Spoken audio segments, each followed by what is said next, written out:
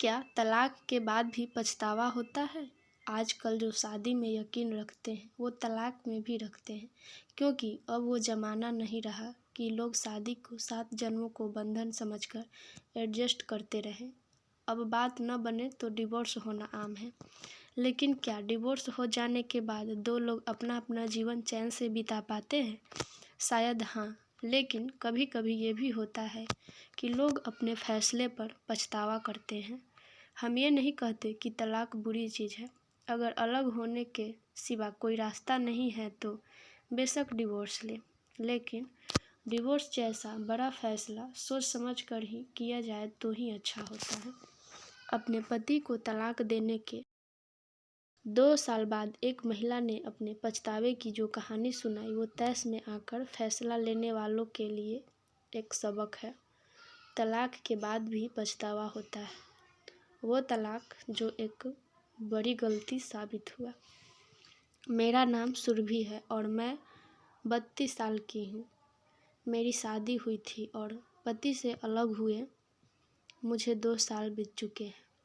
जब मेरा तलाक हुआ तो मेरा परिवार और मेरे दोस्त मेरे लिए फ़िक्रमंद थे कि मैं अब अपने लिए नया साथी ढूंढने में सावधानी बरतूं। सच कहूँ तो तलाक के बाद मैं कई लोगों के साथ डेट पर भी गई हुई हूँ, लेकिन उनमें से कोई भी मेरे एक्स हस्बैंड की तरह अच्छा नहीं है। जितना ज़्यादा मैं सोचती हूँ उतना ही ज़्यादा मुझे महसूस होता है कि मेरा पूर्व पति ही मेरे जीवन का सबसे अच्छा आदमी है जो मुझे मिला था।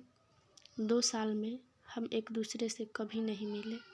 हम पहली बार कॉलेज में मिले थे और एक ही कंपनी में काम भी करते थे। कॉलेज और व्यस्त ज़िंदगी के बदलाव काफ़ी कठिन थे, लेकिन फिर भी हम दोनों एक दूसरे के साथ थे और तभी मुझे उससे प्यार हो गया था। फिर हम एक छोटे से घर में शिफ्ट हो गए। उस वक्त हमारे पास बहुत पैसे नहीं होते थे, लेकिन मुझे याद है कि वो मुझे कुछ भी दिलाने के लिए हमेशा तैयार रहता था। मुझे हैंडबैग दिलवाने के लिए उसने खाना नहीं खाकर पैसे बचाए थे। मैं एक बिगड़ी हुई शहजादी की तरह थी, क्योंकि वो मुझे कभी घर में काम भी नहीं करने देता था। मुझे खुशी थी कि मुझे एक ऐसा शख्स मिला था जिसके साथ मैं अपनी पूरी ज़िंदगी बिताना चाहती थी, और जल्द ही हमने शादी कर ली। शादी के बाद वो वैसा ही पति बना रहा जैसी मैंने कल्पना की थी। मैंने कहा कि मुझे कुछ समय बच्चे नहीं चाहिए, और अपने परिवार का अकेला बच्चा होने के बावजूद भी वो मेरी बात से सहमत था। मैं नहीं चाहती थी कि वो स्मोक करे, तो उसने कभी नहीं किया। जब मैं बीमार पड़ी उसी ने मेरा ख्याल रखा। मैं स्वार्थी और ज़्यादा स्वार्थी होती गई और मैंने उसकी भावनाओं को अनदेखा करना शुरू कर दिया। हमारी शादी में मैं ही निर्णायक होती थी और वो मुझे कुछ नहीं बोलता था। मैंने हमेशा यही सोचा कि मेरे स्वार्थी रवैये के साथ सहमत होना ही उसका मेरे प्रति प्यार जताने का तरीका था, लेकिन मैं गलत थी। उसके सहने की भी एक सीमा थी। हमने तलाक ले लिया, लेकिन तब भी उसने इसके लिए मुझसे माफ़ी मांगी। उसने कहा कि वो शर्मिंदा है कि वो मेरी इच्छा के मुताबिक एक अच्छा पति नहीं बन सका। तलाक के बाद मेरे अहंकार ने मुझसे कहा कि मेरा पति मेरे पास वापस आएगा, लेकिन 2 साल बीत गए और उसने कभी मुझे कॉल तक नहीं किया। और इस वक्त तक मैं भी ये समझ चुकी थी कि हमारी कहानी अब ख़त्म हो चुकी है। एक दिन मैं अपने कॉलेज के दोस्त की बर्थडे पार्टी में गई थी। पार्टी से पहले मैं एक ब्लाइंड डेट पर गई थी, लेकिन वो बहुत बुरी थी। कॉफ़ी ख़त्म होने से पहले ही मैं उसे छोड़कर पार्टी में आ गई।